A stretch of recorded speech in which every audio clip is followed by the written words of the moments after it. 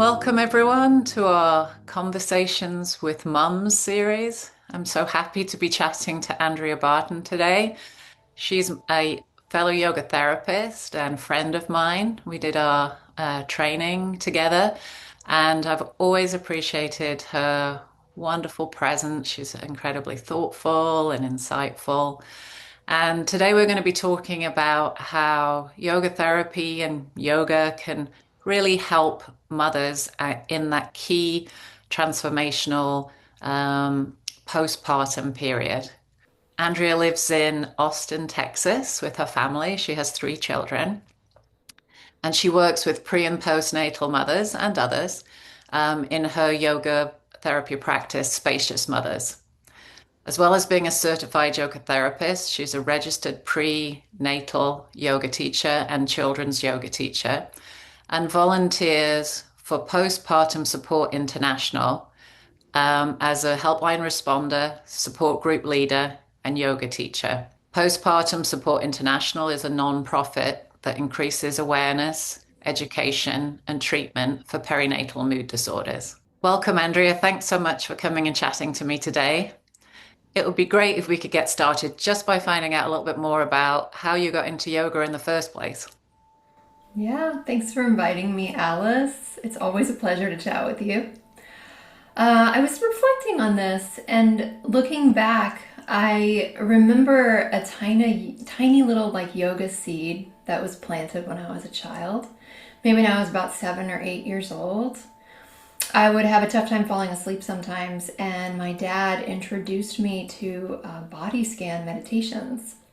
And he was teaching me interoceptive awareness and how to slow down my racing thoughts by noticing really subtle sensations. I'd notice my scalp, I'd sort of work down my body all the way down to my toes, and it was really relaxing, and it really helped me to fall asleep often. I had kind of forgotten about that one actually for quite a while. And many years later, when I was in college, I worked at our campus gym, took a few classes there, and then again, when I moved to Austin, Texas from Florida, I worked for a gaming company and I was managing software production. And for me, doing yoga at that time was really a very physical experience. My body is a little bit hypermobile, and I needed like more muscular engagement to feel balanced in my body.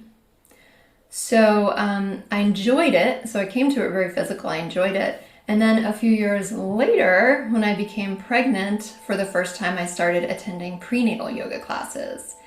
And there was a very wise teacher. Her name actually was Alice. She still lives here in Austin as well. But she was a mother, she was a yoga teacher, she was also a birth doula. And Alice would share these amazing stories about births that she attended. And then when a woman would graduate from our little prenatal community, they would send her an email with the details. And I was just enthralled with hearing people's tales about birth. And I had grown up with minimal exposure to birth, really, so I was pretty surprised that I found myself really strongly drawn towards this idea of giving birth at home. And along that first prenatal time, Alice was really expanding my understanding of yoga beyond physical movements. She was teaching us how to use our breath to control the way we felt in any given moment. She was really leading us to grow a capacity to feel very strong sensations in our body, to feel discomfort, to notice the difference between discomfort and pain, and also to notice whether our mind was helpful or unhelpful when we felt this stress. So I was really learning how to trust my body in some new ways through those practices. Practicing a lot of patience. Being pregnant is certainly part of pregnancy. And really kind of taking in this concept that I was not going to be able to think my way through birth as I had thought my way through so much of my life.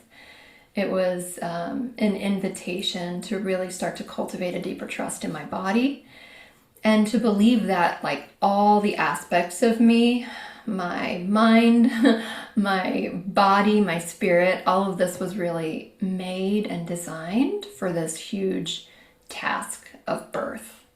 So that was kind of the beginning of a new understanding and appreciation of what a yoga practice could be like. I leaned very heavily into that during my prenatal times for all three of my pregnancies, and then post birth, I attended postnatal classes as well, and felt such relief being with women who are also feeling their way into this new role and responsibility of motherhood. Once my youngest child, her name's Fiona, once she turned 2 years old, and I was thinking, what am I going to do with myself now that I've grown up a little bit? Should I go back to my career? I really wanted to feel like I could be in a position to pay forward some of these gifts that Alice had given. And so I started the study of yoga and became a teacher. Then, as you mentioned, a certified prenatal teacher, certified children's teacher. And I just kept diving and diving into 500-hour training, specialty techniques, restorative, yin, and culminated here in yoga therapy, where I had the pleasure of meeting you. Thanks, Andrea. You mentioned gifts as you were talking, and that really stood out to me. Just the gift of that simple practice that your father gave you as a small child, just to be able to like connect you to yourself. And then the gifts of your teacher, Alice, and at that particular time in your life when, we're so vulnerable, aren't we, as new mothers, as when we're pregnant, and it has the potential to sort of open us up to a whole new experience of life. And I think yoga can be so powerful then because it can nurture us at all the different layers of our being, as you were talking about. So sometimes I think people think yoga is very much just about the physical poses, but as you so nicely articulated, it's so much more. It helps us across all those different levels, spirit, mind, body, spirit. Yes, absolutely. You said it so well. And I was just wondering, obviously, it's had a major impact on your experience as a person, and as you were going through that pregnancy part and birthing part of your journey. How would you say that yoga has informed your mothering since the children have been born? Yeah. Wow. I have three children now. And so we're in a new, it's always a new phase of mothering, I would say. But we're in the teen phase with 17, 14, and 12. My daughter Naomi being 17, my son Evan 14, and my daughter Fiona 12 years old. And they are all so very unique, but I feel that they have taught me tremendously as a mother and just as a person, just trying to become a little bit more skillful as I grow. They're I feel that like motherhood is very intimate, in all of the ways. It's physically intimate, it's a lot of skin to skin and body to body intimacy between you and your child. It's emotionally intimate. Our nervous systems are really quite wired and connected with our children, so it becomes very easy for us to become dysregulated when our children are. It's also just spiritually intimate. I think there's a deeper connection that all of us have with something much greater than ourselves, and we can see this reflection in our babies and our children, and it's like a reminder. And I also think that it can really reveal some of our best and least desirable qualities, parts that might even feel very new to us, aspects of our personality that we may not have really encountered before because we've not been in the situation before. And so when I think about, how yoga has informed my motherhood, I I can look back and I can see situations already that I wish that I had handled differently. And for a very long time, that would be a painful thought. It would be painful to remember feeling like I was reacted very quickly in a situation with my children rather than had this space to sort of think and respond and be a little bit more considerate. And through my yoga practice, when I think about those situations now, I really choose to see that as a sign of growth and maturity, and also just a reflection of my humanity. I'm not a perfect mother in any regard, but with each passing day and year, I think there's a growing sense of connecting to wisdom and intuition. And my yoga practice also just helps me with this idea of like letting go of the concept or the imagining that I'm in control. I can acknowledge how little control I really have as life unfolds for myself and my family.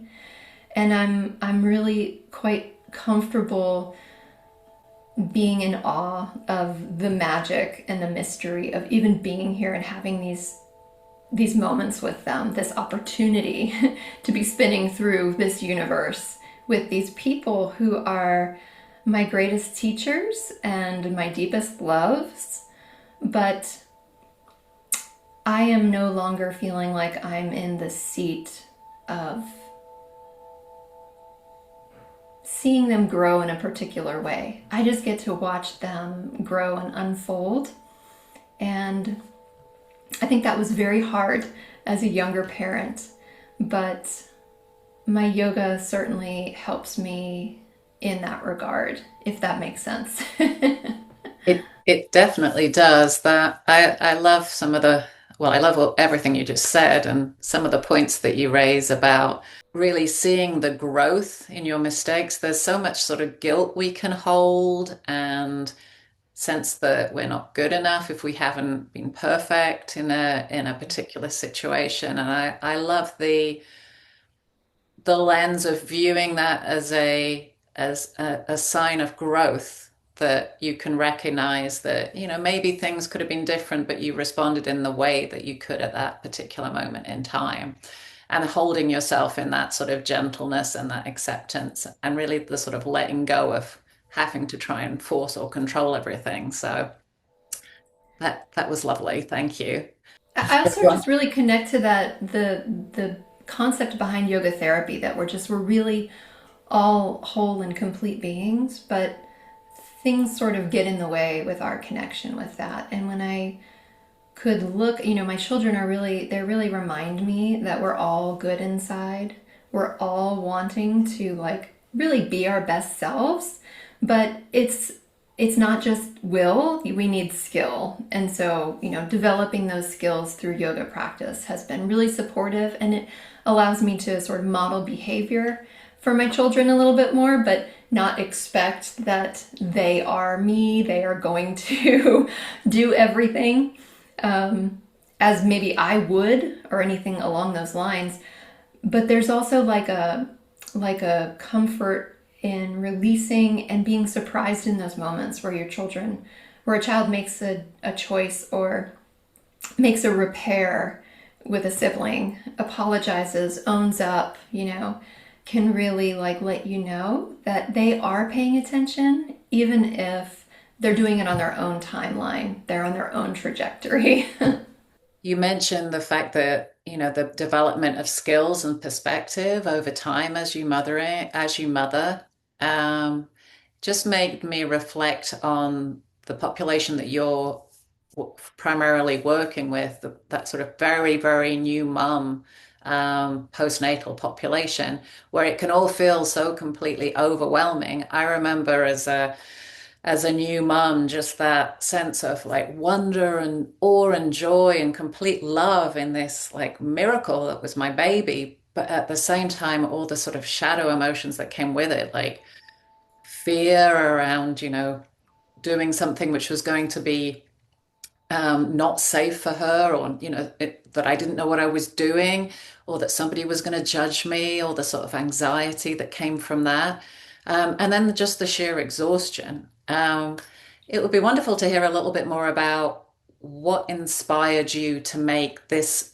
population of mothers your focus in your work. Sure. Yeah, I would say that the perinatal periods of my life, perinatal being from pregnancy through the first year postpartum and going through that 3 times, those really were among the hardest moments of my life, my internal life.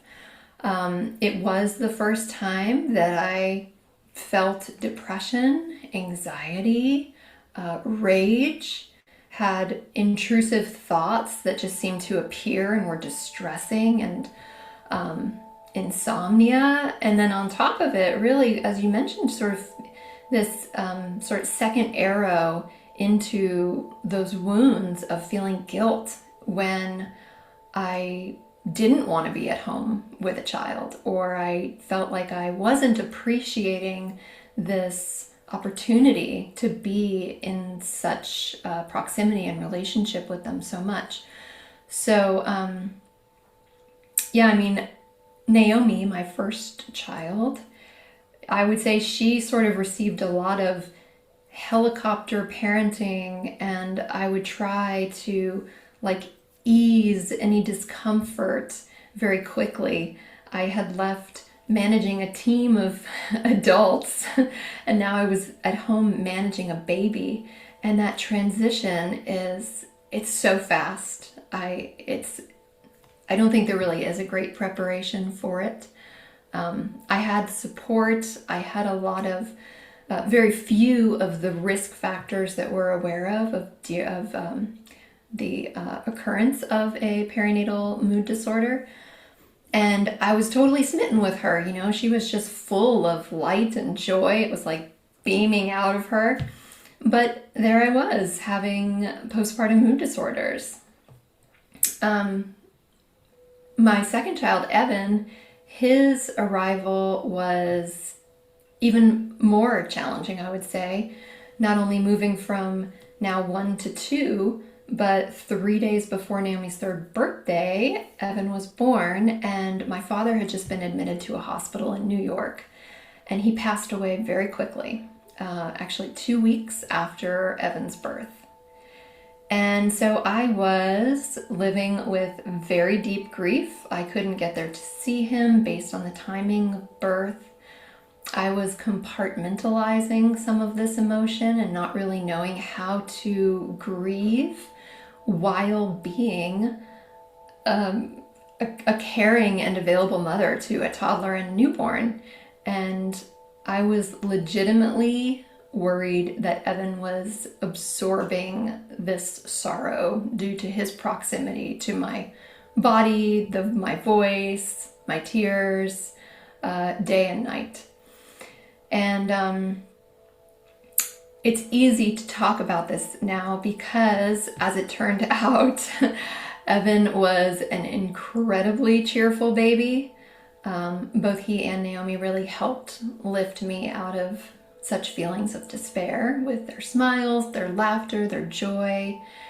And he's always held this spark for me of feeling like he was a part of my healing that I never would have seen coming. Rather than handing over any injury toward him, he healed my pain so beautifully just by being the person that he is and was. And then 2 years after that, I was pregnant a third time, and it was a complete surprise, and I really didn't want to go through all of that again. I most likely had some trauma as well from the most recent experience, from Evan's experience, and I was really surprised and ashamed at having such a mixture of emotions and finding out I was pregnant. And of course now I can't and wouldn't ever want to imagine my life without her.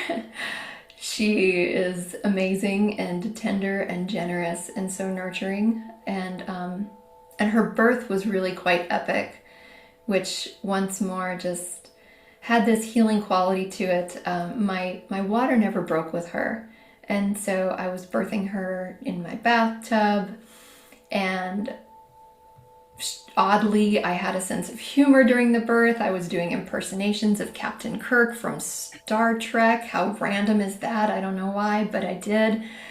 And since my water didn't break when her head emerged, she was still enclosed within the amniotic sac. It's called born in the caul.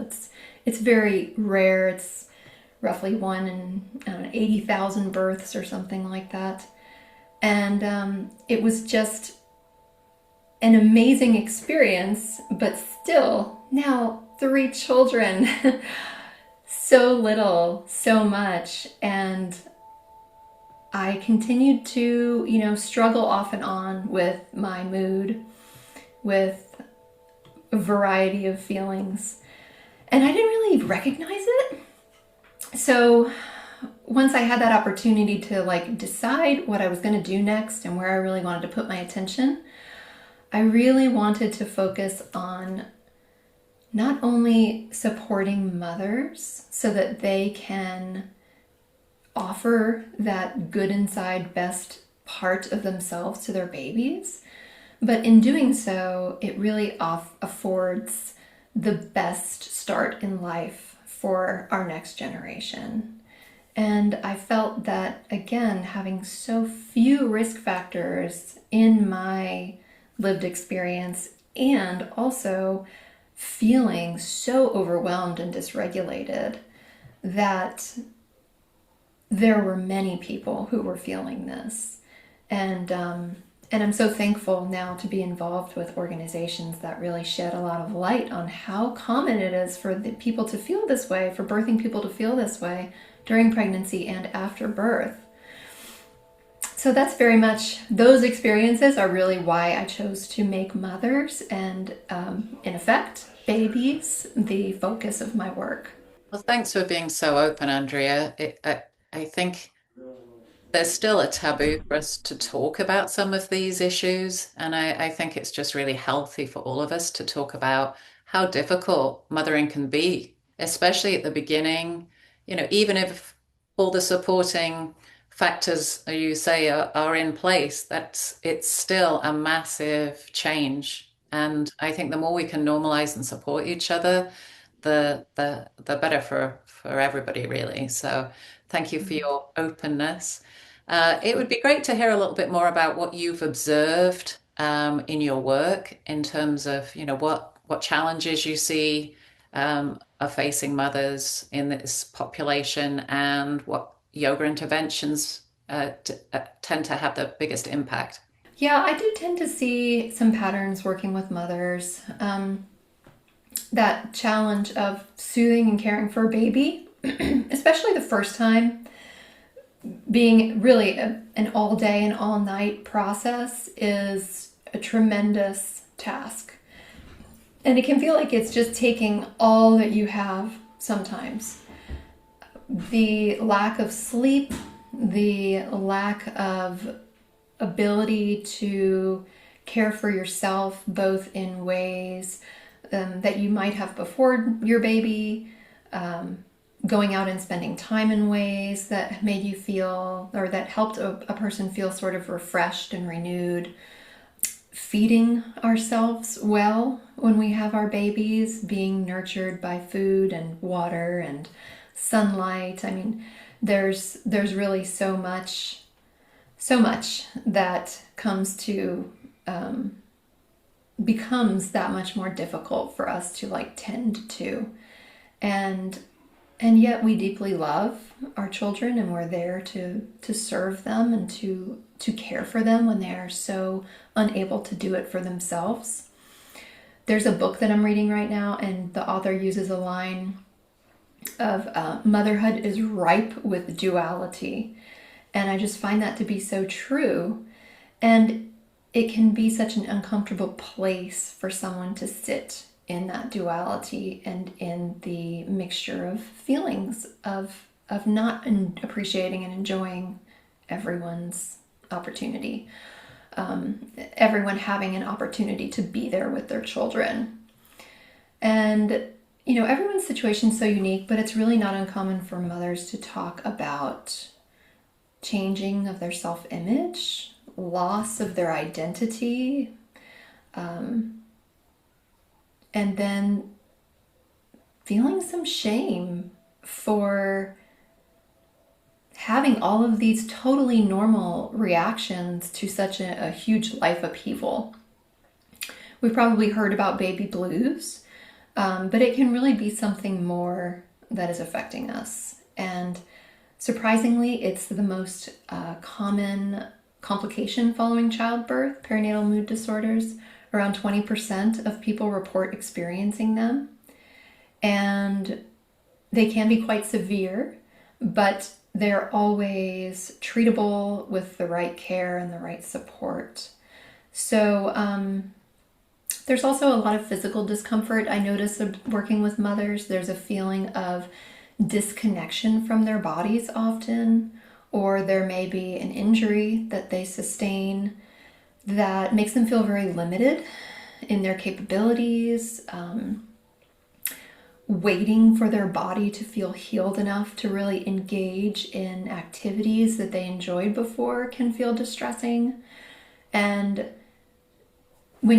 after you have a baby, you'll go to your care provider, usually around the 6-week mark, and it's sort of like this, people leave feeling like they have this check that they can just return to normal. Oh, you can do 6 weeks, things are looking good, you can go back to business as usual. And a lot of mothers will tell me, I don't know what that means because there is no usual business anymore. I don't feel ready to go back to all of these things. So again, everyone's situation is so unique, but it is common for it to be just an overwhelming time.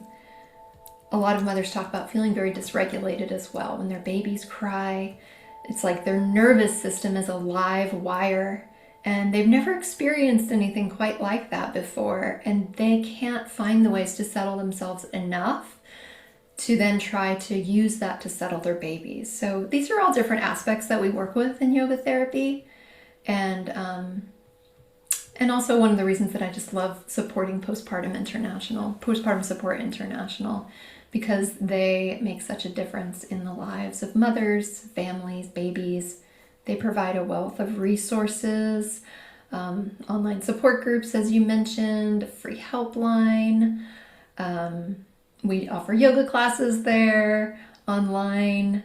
We have all of these coordinators who are located all over the world, and we connect them to people who have had some similar life experiences so they can feel they're really relating with someone who gets a little, kind of feels a little bit closer to home what each individual is going through. So yeah, that's kind of high level, some of the things that I notice, patterns and trends working with mothers. And if somebody wanted to get in touch with Postpartum Support International, what's the best way to do that? Yeah, if they were to search in their search engine for Postpartum Support International, or to go to the website postpartum.net, right there is so much at a person's fingertips for resources and information, not only for a birthing person, but for partners, for family members, for people who just want to learn a little bit more how to support others who are in this time. And then there's also a free helpline where they can text, and a volunteer like me will reply to their text when they come on shift. Or they can call and leave a message, and a volunteer will return that call and actually have a phone conversation and talk about what sort of support is right for this person based on their needs, and just help them to find their way there.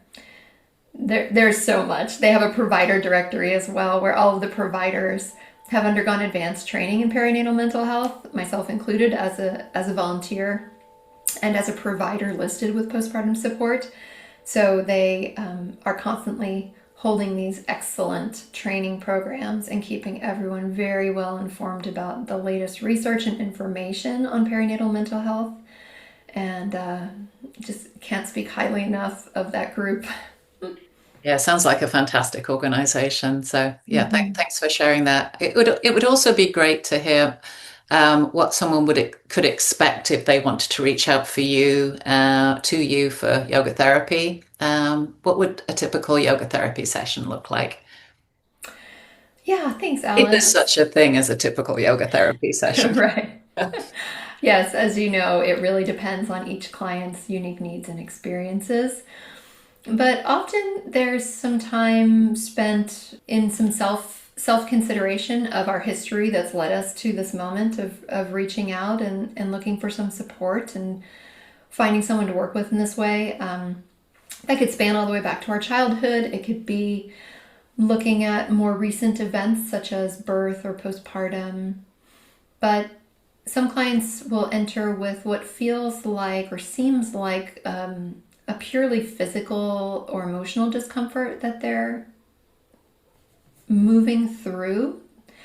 And then we often discover that there are connections to additional factors.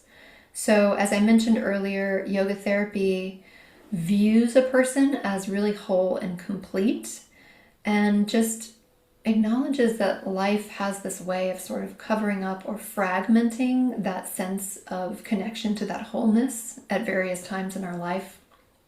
And so together I'd say we start to look deeper at all the different layers of a person's experience, such as physical body, the energetic body, our emotions, our thoughts, our connection to wisdom, our connection to that feeling of wellness and sort of limitless kindness or spirit, however that feels best for each person. And we explore different ways of trying to bring things into what feels like a sense of balance for the individual.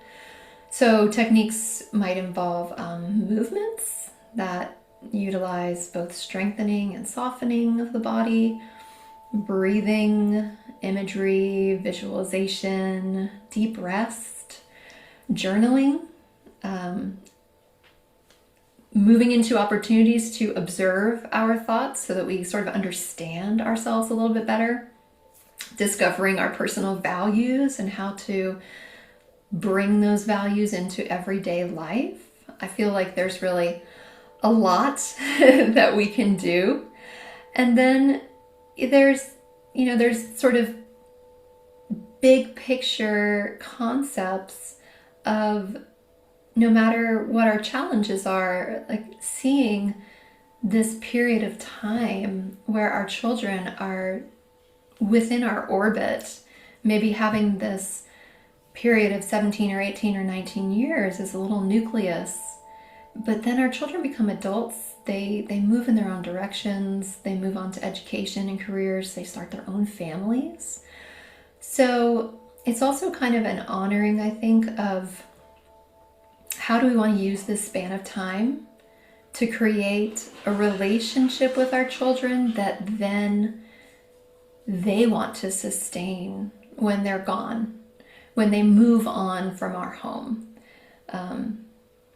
And planting these little seeds, like the thought of my dad planting a seed when I was a child through conversation or modeling behavior, and watering these seeds with the self-understanding that we grow through our own exploration in yoga therapy.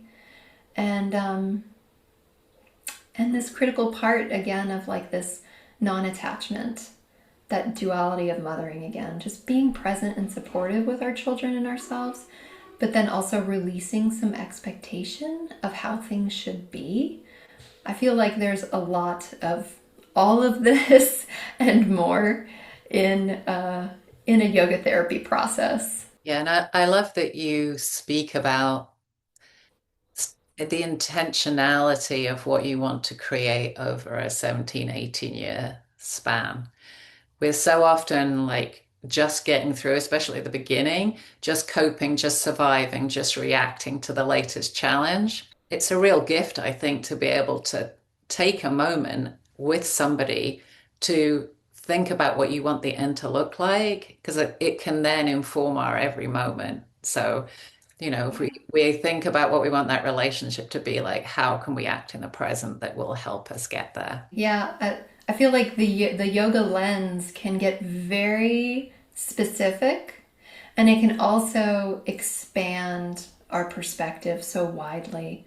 And it's beautiful to see the connection and the benefit of having both of those lenses. Yes, very well said. And I think one of the beauties of yoga therapy is it allows you to be heard and seen as an individual with your challenges that you're working through, and to be able to move through them looking at the whole of you rather than just little siloed parts of you. So most of the time when we talk to somebody else in our life about a particular problem, it will be to look at maybe a physical issue or an emotional issue, but yoga therapy nicely blends all of those together. And in an environment where we don't have to be rushed, we can build a relationship over time, that we can know that person is there to support us as and when we need it, how and in what way we need it. So, Yes, so absolutely. which I think is unusual, and I think a very special part of yoga therapy. It Um, is. And oh, well, and as you say that, it also kind of reminds me, I have clients sometimes who will say, I've talked about this topic for so long, and talking isn't it's not making the changes that I'm hoping to see. And that integration of there's an understanding here, but when we can feel that understanding in the body, when we can use all of our expressions and all of the other parts in which we experience our life, when we can bring those thoughts and integrate them more fully, it does have that healing effect here. But it's all of those pieces really being seen as all one and connected, sort of everything being vibration of varying amounts. yeah. No, it's beautiful that integration. We so often miss it, but it's so fundamental, isn't it? It's like when we can sense the tension in our body, we can make a change before it gets too embedded. So it can be so powerful. Simple often, but powerful.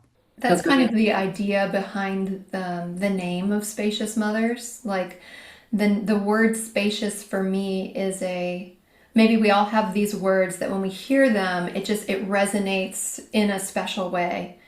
And that's been a word, as I mentioned, my experiences with perinatal mood disorders, they're quite the opposite. They're quite contracting, and sort of like this feeling like the walls are closing in. The air becomes heavy and stale. It's like it's a very heavy feeling. And in our yoga therapy, as time has gone on and sort of dug into through yoga texts, all of these different these philosophies, these concepts. There's one from one of the texts that we call the Yoga Sutras of Patanjali, Pratipaksha Bhavana, which is a cultivation of opposite. And this word of spacious really has that effect of like a sense of relief. It's the opposite of what I felt in those really distressing times. It sort of lands in my mind and my body like a physical exhale almost, and reminds me to not have such a tight grip on life, on how I think things should be, to sort of loosen that grip and be a little bit more present with what is, what will be. And when I look at the sky, I live in Texas, and they say everything's bigger in Texas. I think it's because we have these really short growing trees. We don't have these massively tall trees. But the sky is just so vast And I look at it and I'm like, ah, I want to be like that. I want to be like nature. I want to feel unhurried and unfolding in a timeline that I don't really control. So, yeah, spaciousness I love is, yeah, even the word. It makes you think of inhaling, getting fuller and more relaxed and just more present and more connected. All of those things. Just a beautiful concept when there's so much of us that's getting sort of shrunk into this sort of internal focused point to be able to like breathe in, move out, invite in relaxation, all of those things, I think, just totally. summed And up in a word beautifully. yeah, and also just to have to be so vast to make space for all of it. Because the yoga is not always happy relaxation. I mean, when you look deeply at yourself, you're probably going to find some things that are difficult to confront. And I have found things that have been very difficult to confront. I've changed habits that I held for a very long time that I don't feel were beneficial for me. And there can be a spaciousness to hold all the parts we don't want to see, as you mentioned, the shadows, and the parts that we feel are really like lighting our path in the direction that we want to go. Yeah, I love that. That's beautiful. Yeah. And if someone was wanting to reach out and connect with you to work with you, Andrea, what's the best way for them to do that? Yeah, I would say my website. I am not a real social media user. Maybe I need to find someone to help me out with that. But on my website, which is spaciousmothers.com, someone can set up a free consult, no obligation video or phone call where we can talk about their experience and talk about how yoga therapy might be beneficial to them. And that's probably the best way. I also don't post a phone number because of robocallers. Oh, it's so uncomfortable. But I always respond to anyone reaching out through my website. Fantastic. So thank you so much, Andrea, for connecting, for sharing your wisdom, and for all the amazing work you're doing. It's so needed and valuable, and just wish you all the best of luck. And I look forward to keeping connected and keeping hearing all about it. Oh, thank you so much, Alice. I feel very lucky to have met you. And I am sure that we will stay connected so that I can also hear about all of your work supporting moms. So thank you for the work you're doing.